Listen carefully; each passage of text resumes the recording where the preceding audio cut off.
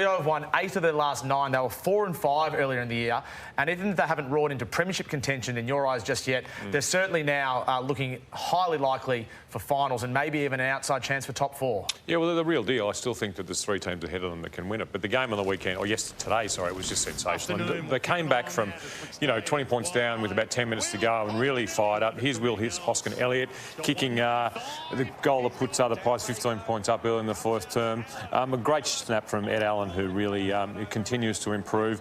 Jager Amira, a goal on the run to cut Collingwood's lead to 16 points, and Patrick Voss contested mark and kicks his 6th goal for the day. He was sensational, Jimmy, against Moore. I thought that they really had a plan for Moore, who loves to cover off and loves to really zone off and defend, but they made him defend. And for Patrick Voss to leave the Bombers and come up now as 6th, he's a vastly improved player. I think he gives his team confidence around him. Darcy there, he really had a fantastic last quarter. But for me, Jimmy, the Dockers were really out of the game for a lot of it. The Collingwood forward half pressure, the tackles in the forward 50 for Collingwood were sensational. I think they had 60 entries to sort of 38, 39 for Freo, but Freo hung in there and won in the end with some great composure. Yeah, there's some extraordinary numbers out of this game. And of course, McCreery 15 tackles, Long 12. McCreery had 7. And then you talk about they were up by 30 inside forward 50s at 3/4 time. Collingwood, which is a massive number. So full credit goes to Freo to have the composure. That mark and then the subsequent 50 got them out of their back 50 really well. But for me, I know everyone will want to talk about Collingwood and we'll go into that. But the big moment for me was what we've been screaming out for from Freo. Be a bit braver with their ball use, and you can't get any braver than this moment. This was the defining moment. Banfield at half-back takes that kick on the 45, and look at the first thing Young does. Looks straight up, hits a laser. Now, some will say, was he going for Jackson or not? There was 3 Freo players there. There was Fredericks, Voss and Jackson. But then the composure by Jackson to go back and knock it over. And that was as brave and as ballsy as they say, at the biggest moment where you need to be. About 5 minutes to go, game on the line, you rip it off through the middle. And the first thing Young did, look forward and took the game forward. If you're brave and you take the game on, things happen. Yes. I think the game unfolds, it comes for you. Is if you sort of go handball backwards, the game, you don't take the game on. Here's some of the numbers for Freo. Inside 50s in the last quarter, 15. Kicking efficiency, 62% to 36.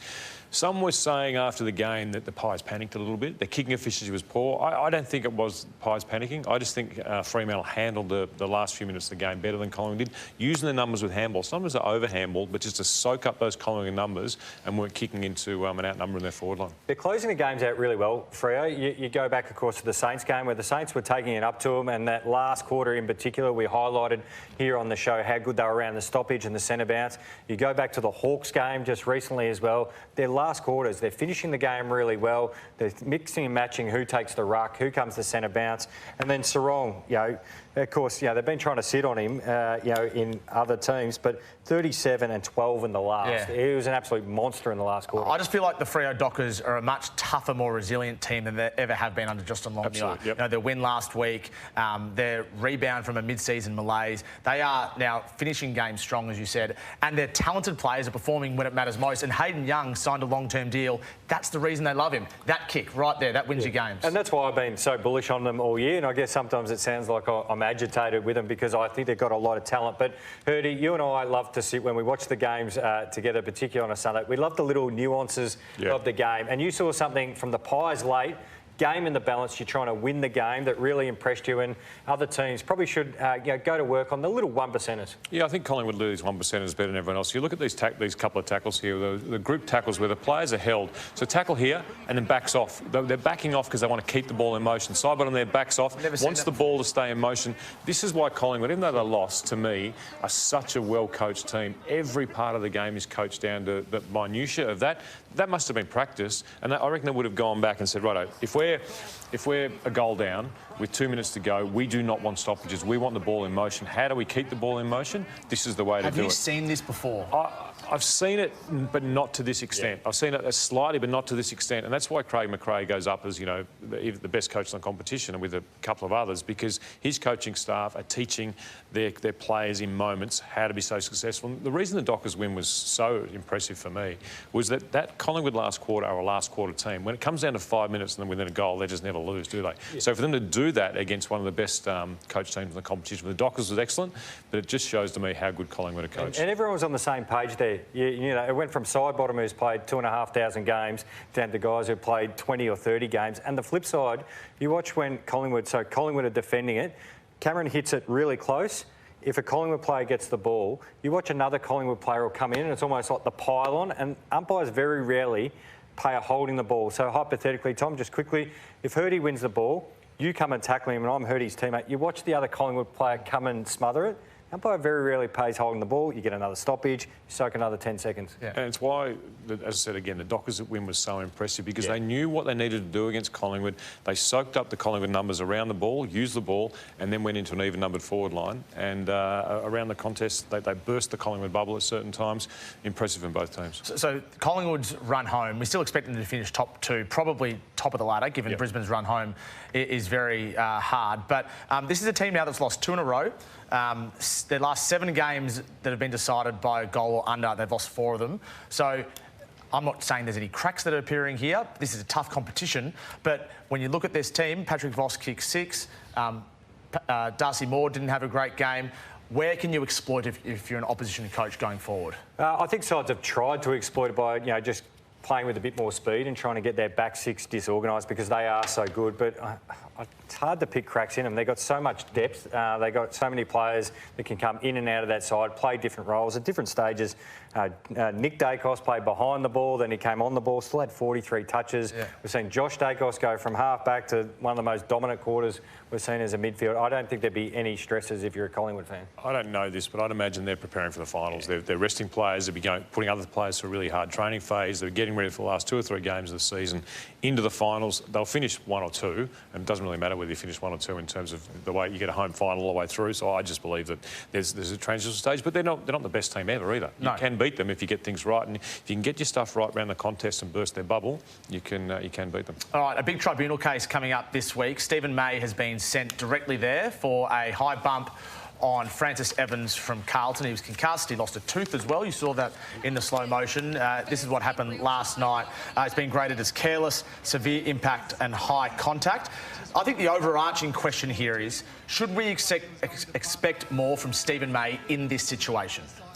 How so, Tom? So do you think the arm needs to go out? Well, if he's guilty, then we do expect more. If he's not guilty, then we don't expect more. Yeah, but what do you mean by expect more? Like as in... Not do what he did. I think if he had stayed a little bit lower... I feel for Stephen May. I'm not saying this is really difficult. If he had stayed a little bit lower, kept his eye totally on the ball, he'd be okay. But as the last split second, he just comes up and his eyes go off the ball slightly, and that's why I think it'll be 3 weeks. But very, very difficult. Just watch him at the last minute come up and take his eye off the ball. So you tell me, so you think you're going to get the ball, it bounces because it's an oval-shaped ball, slightly differently to what you thought it would, and then you're a fraction of a second late. Do you have time to change what you're going to do in that fraction of a second, which is a metre, really? Well, isn't it duty of care to the other player? Isn't that where we throw it in? I'm asking the question. It's really difficult, but I think he'll probably get weeks for that. Does it deserve weeks, Jimmy, if you're running the system? Well, you've clocked him in the head by accident or not, and the tribunal has said in the past, and the MRO said you'll miss weeks. Yep. That's not a personal opinion. 5 years ago it doesn't get weeks, but the rules have changed, the rules have moved, and unfortunately for him, I don't think he's gone out with any purpose to hurt anybody, but his shoulder gets him in the head. It's weeks. I'll tell you why the AFL knows that this is so nuanced and so difficult, because they will argue for 3 weeks, not 4. This is unprecedented. Normally when they send it straight to the tribunal, they argue for 4 or more. They've just said this is 3. So they appreciate that Stephen May was on the borderline of careless and accidental. So if you go through the legal, how does he get off? Well, that he, I guess, had no intent and... sorry, he didn't breach his duty of care to collect him high. It wasn't... They'd be arguing it wasn't unreasonable in the circumstance. So he'd be almost trying to put it back on the AFL saying, well, what else could I have done? The split-second nature. That's what they'd be trying... slow right down and do that. I don't know. It's going to be interesting to see how it plays out. Well, the Fremantle one gives him hope, doesn't it? The Pearce one gives him hope. A little bit. I think the AFL would like to also see what the tribunal comes back with here, because it could set a precedent for the future. The Lexus of Blackburn key moments for this one-sided game in Adelaide, Jimmy. It was the Crows who were far too good. They're now outright 3rd on the ladder. They're playing some insatiable football at the moment. Yeah, the fixturing madness continues, because we're trying to watch Collingwood Fremantle and we saw the little box go up the top, and we come to that game and it looked like the scoreboard was wrong there, because at one stage at half-time time they're up by 50 points, but just leading to half-time. We're going, hang on, they've got that wrong. They've carried the dot point there, but right... Jimmy, the first 3 minutes, the first 5 minutes, you can tell Adelaide it was men against boys. Oh, yeah, they were on fire. They were clean. Everything they took, they were physically strong. Phil thought we saw beating Mac Andrew on the lead, which we've highlighted. It might be a bit of an issue making Mac as a key defender, not the floating third forward. Tex check side, one of the best kicks in the game, Tex, no matter how old he gets, left foot, right foot. Neil Bullen filled his boots today. He had 30 and kicked 3. Jordan Dawson, we know he's a pure class act. He can go on the run. And the reason why we keep talking about Adelaide players, well, that's the first goal there for the Gold Coast Suns through a 50-metre penalty, which allowed Reid to kick through there first. Leon Lombard hit the post from a set shot as well. Ben King pick up a ground ball. So they started to add some score late. Bit of spice in the game here. Saligo, who I love as a dynamic midfielder, who tries to take the game forward, dancing feet. And Curtin, again, just keeps that challenge going for the rising star. Everything he touched, something happened. He's an enormous winger. You imagine trying to match up on him on the wing. So we played the Gold Coast in their first year, I think, and they didn't kick a goal until the third quarter. But this was their lowest score at half-time in the history of the team. It was remarkable. It was 4 points at half-time. Just a drop-off from the Collingwood game, though, wasn't it? They would have been so up for that. And yeah, it was. But that's a massive smashing. I mean, the first half of that game was out of control. And for me, it was the ease that Adelaide would able to move the ball through the ground, and just their forwards. The Adelaide forwards just seriously looked like they were men against boys.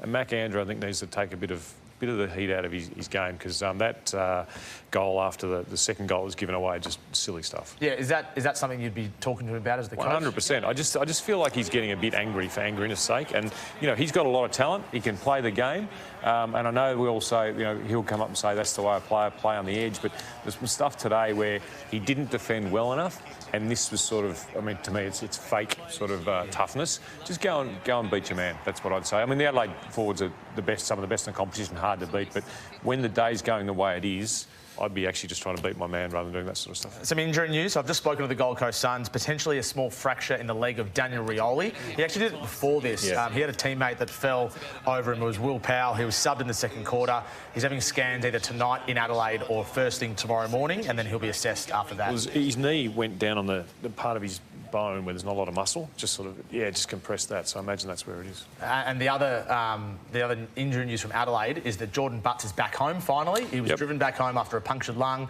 His return to play timeline is unclear at the moment, but it's good news. And Adelaide staffer flew over to Melbourne and drove him back across to Adelaide. I'm sure all clubs are good like that, but that's a great club that actually looks after us, people like that. Hey, don't miss players tomorrow night. This show is going from strength to strength, and Isaac Quainer is one of the guests, as is Brian Myers, and Trent Rivers from Melbourne Football Club is playing some good footy as well. I'm looking forward to this one a lot. Felix von Hoff doing a fantastic job.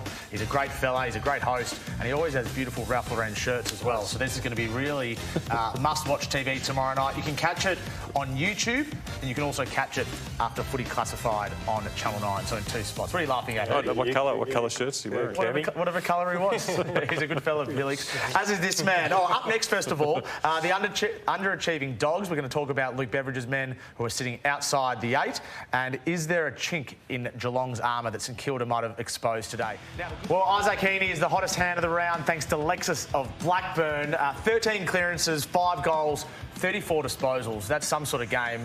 Game of the year for any individual, Hurdy? What do you reckon? Oh, close. I have to think back, but there's been a few very good games, but he's in top form at the moment, isn't he? Yeah. So Isaac Heeney in amazing form, the Swans in amazing form.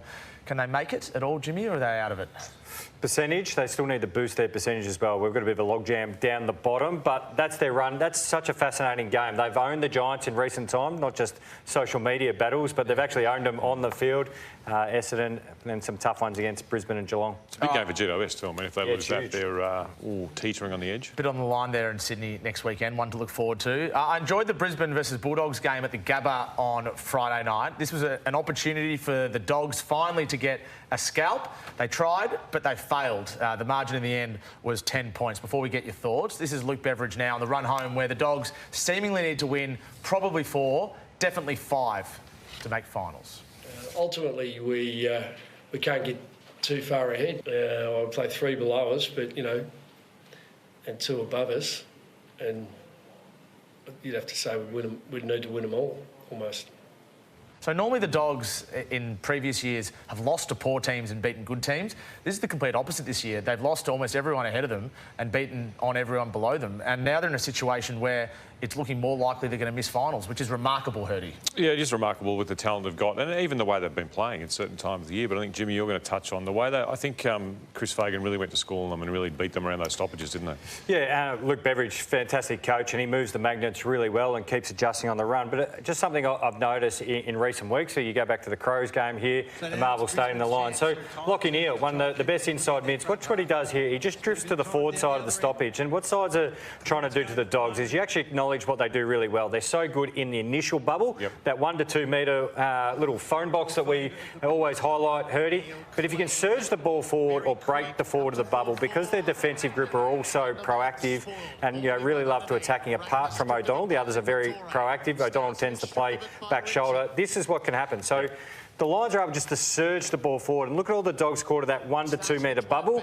The Lions are able to get on the outside and look at the space they can create. And the same thing happened against the Crows. And everyone highlighted Phil Thorpe kicking 6.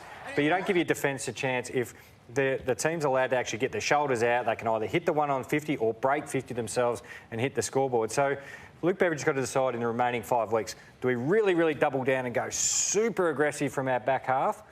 Do we bring an extra number at the stoppage to back to just give ourselves a little bit of cover?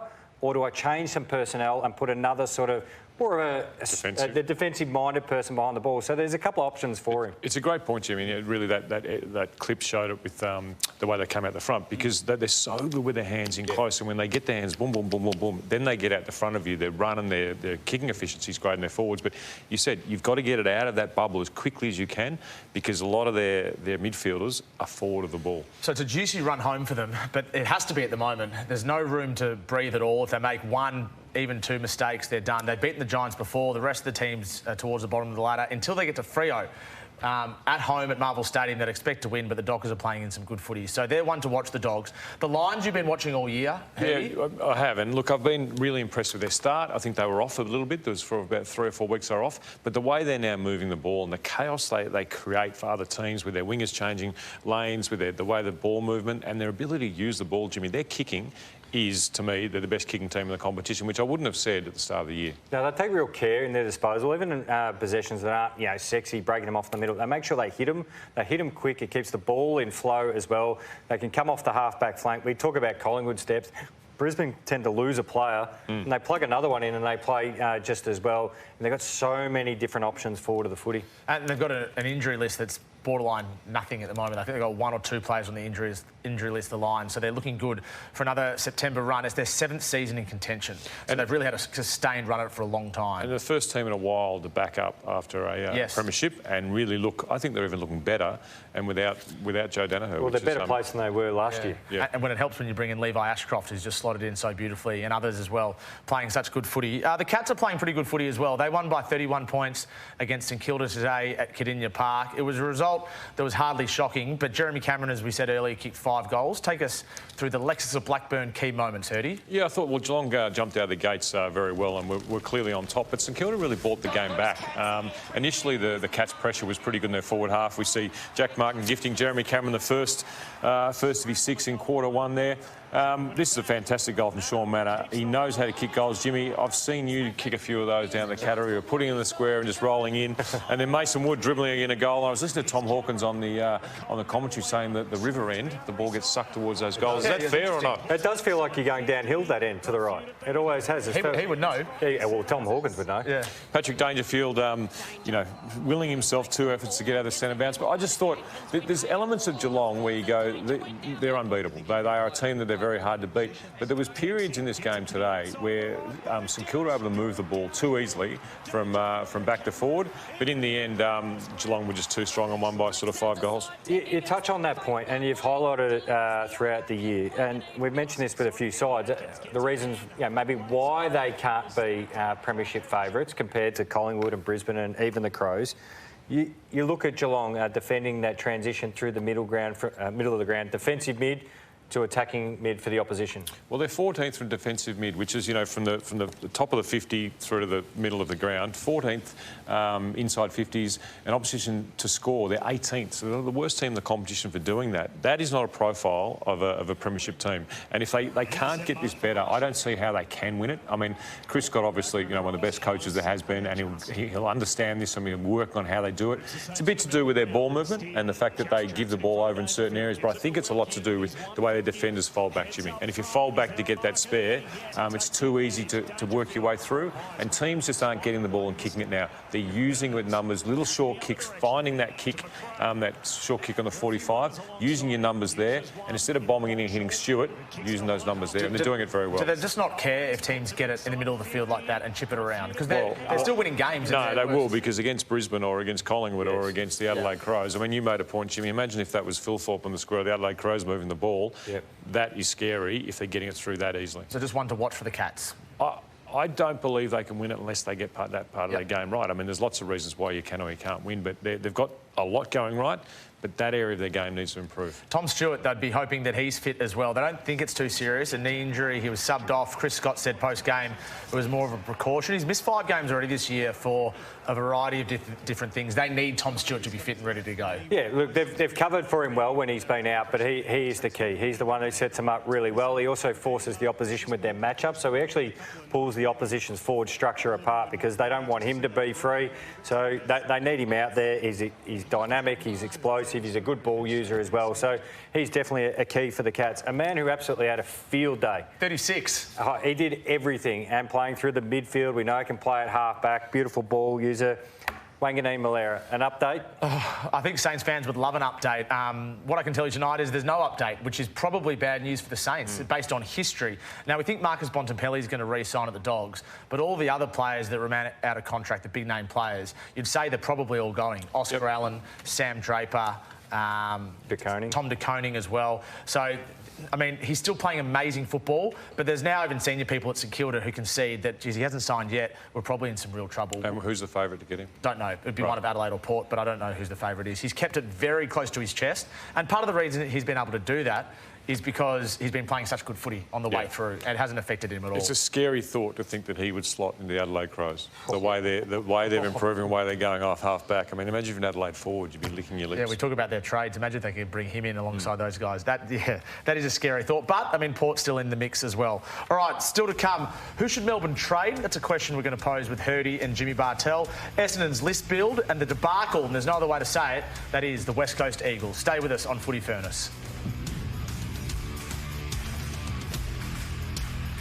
Brady Hotels for best value stays in Melbourne CBD. Hurdy, all hotels are walking distance from Marvel Stadium and the MCG, ideal for footy fans. Absolutely, Tom. There's 4 different locations. Flinders Street, fantastic for families and large groups. And in central Melbourne, it's right in the heart of the CBD, surrounded by Melbourne's best bars and restaurants. Yeah, and one for you, Tom. Hardware Lane, fantastic for groups of mates. Maybe a weekend away for you and your mates, Tom. Would love that. Jones Lane Hotel, affordable rooms for sporting fans, and most importantly, walking distance to the MCG. Brady Hotels, the ultimate game day experience in Melbourne. You're watching Footy Furnace. We're going to punch through a few teams and topics here now. Essendon is the first of them. They had a 48-point loss on Thursday night to the Giants. Clearly, they're not playing finals this year. They've got an injury list longer than any in the competition. But let's focus on their list management and these comments that were made from their coach, Brad Scott, on the weekend on ABC Radio. I'm biased towards building teams rather than buying them. You know, our club's in a difficult position, partly because, we did go sort of hunting for big fish previously, and, we need to build a really solid base of good quality players before we're looking for the one-player solution. So he went on to talk about Harley Reid and said he'd be in the market for him, which was an interesting comment given what he just said. But, I mean, these are Essendon's players they've brought in since Brad Scott arrived. Setterfield, Wiedemann, not big fish, it's fair to say. But Dersma, Gresham, Mackay and Goldstein, to varying degrees, were significant gets. And before that, Dylan Shield, Jai Caldwell and Peter Wright. So What is Essendon doing? Are they trying not to bring in big fish? Are they trying not to attract players but Harley Reid and go to the draft? What's their tactic, do you think? Because to me, my interpretation of what Brad Scott said was that was a direct whack at the previous administration, Adrian Dodoro and other staff. It feels like it's a whack at Adrian Dodoro and the staff and the way they went about it. I mean, they've got to decide whether they want to go to the draft. And they're going to have 2 first-round picks this year, potentially 3 if Draper doesn't stay. So it would suggest that they are going to go to the draft. But I think in this day and age, you need to do both, don't you? I mean, the best club's doing both. I mean, Geelong are doing both. Collingwood are doing both. I just think that you've got to have both strategies. It's just further conditioning their fans, I think, to a longer period of outside finals football. Like, that's what it sounds like to me. Brad Scott's contracted to the end of 2027. It just seems like it's now in rebuild mode without using that word rebuild. And, it's definitely in rebuild mode. Yeah, I mean, it's definitely in rebuild mode where they are at the moment. There's no doubt about that. All right, let's move on now. Can we talk about the Hawks? And the Hawks are a club that's, well, they're playing finals, it seems, but they're not necessarily completely at their best yet. One question I want to ask both of you is around their forward line. They've brought in Mitch Lewis on the weekend for his first game in 380 days or something like that. Marbiel Chol. They've got Jack Gunston down there as well, and Cal Shadir. There's probably not room for 4. How do they make 4 go into 3 here, Jimmy? What are your thoughts? They played the hot hand, of course. You know, Ramsden had a good look there for a few weeks as well. Cal Shadir hits the packs, and the thing is all about balance as well. And we've seen at different times, Hurdy, you know, Sicily swung back and forward. Yep. They need to settle him down because, of course, Weddle has gone out of the side. We know Weddle could have gone forward, and we've seen Blake Hardwick, but now he's settled down back. And it was Impey's turn this week. And I think Sam Mitchell is just making them all, you know, hey, be willing to move around, be flexible. That's what good sides can do. If it can become an attacking weapon without upsetting the balance and, I guess, the player's form, keep using it. You need one of Chol, Deer and to get going, really. And because if you don't, you need a bigger guy. I mean, you've got to have one of the bigger guys to get going because Gunston, as good a player as he is, unless he's getting good ball coming into him, it's just too hard for him to kick goals. Finn McGuinness, this is a really concerning injury. This is what kept Dustin Martin out of football in 2021 for a long time. Sorry, it was in the off-season, but he couldn't train for 3 months. It's a lacerated kidney, and he's down in Hobart at the moment. He spent the night in hospital down there as well. He had Rob McCartney from the Hawthorn Football Club come and visit him. He flew down today. No one knows exactly how he hurt it, but he had surgery or a procedure, and it would be a surprise to see him play again this year. These are the sort of internal injuries that you really are concerned about. So our best wishes to Finn McGuinness tonight, as he's probably sitting up there in hospital in Hobart. Melbourne Football Club. This game last night against Carlton went right down to the wire. Let's have a listen to Simon Goodwin and his thoughts after it. You know, I do love this job. I do love this footy club. I love the people and I love everyone involved. I think the thing that gets you through your challenges in life is this word called love. Yeah, frustrating but disappointed and angry at the same time. You know, I thought our start was way off. You know, if you take the result away from it, you're looking to build unconditional behaviours and unconditional in the way that you play. And we're trying to build something.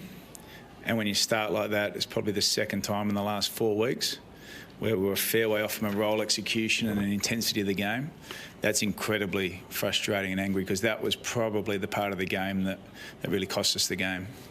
Feels like change is coming at Melbourne based on his tone alone, Hurdy.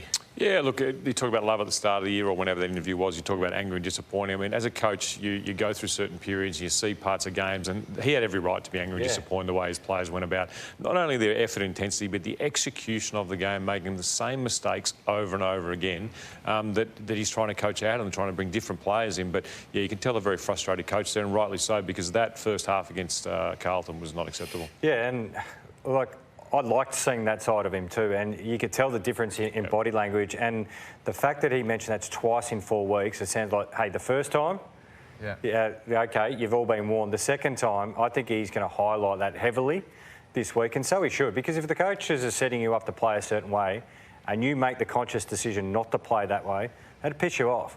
Well, that's it. I mean, you know yourself, you go through video edit sessions, right? You go through the players. This is what we did. This is how we want to improve. You got it. We know what we're doing. This is how we do it. And then you go and do it. They make the same mistakes the next week. That's when you get really angry because you go, no, we've been through this. You've looked at each other in the eye. You've talked about we're going to do it this way, this way, this way, and you don't. What's going on? Yeah, and that's when you bring players into your office and you show the footage. You go, are you physically not capable to do it? Because then we can have a discussion. Are you not skillful enough? Well, maybe we need to change your role. And then the worst one is they admit to it and say, you chose not to do it. Yeah. That's and their senior leaders around the ball are choosing not to use the ball amongst each other, but just burn each other. It's been the same for a couple of years ago. That's absolutely, and that's why you can see an angry and frustrated Simon Goodwin, who should be. Yeah, and I think if I'm Tim Lamb or Simon Goodwin or whoever's leading this list management discussion at the end of the year, I'm saying all players are on the table to come and get from a trade perspective, unless your name is Gawn or Pickett or Langford, and maybe Lindsay as well. Like, really? This list at the moment. If that gets out, right? If you start to talk about you're not selling. There's difference to selling and internally saying if an offer comes, we'll consider it. So an offer comes for Christian Petrarca, you consider it? Absolutely, yeah. Because what's the point of finishing 13th or 14th and having Petrarca, Oliver, Fritsch, all these players playing? But keep your best players and try and... Well, are they the best players anymore? Well, Petrarca is. You don't think he's got some currency. I'm not sure he's going to play in the next flag now. Look at the way his list is moving.